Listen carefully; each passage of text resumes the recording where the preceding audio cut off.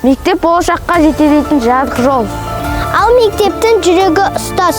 Ұстаз болу жүректің батырлығы, ұстаз болу сезімнің ақылдығы, ұстаз болу мінездің күн шуағы, ұстаз болу адамның асылдығы.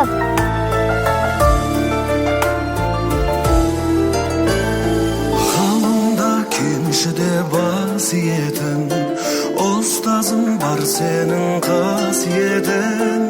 Білім берген, ой берген, ақыл берген, көз алдымнан кетпейді асыл бейне.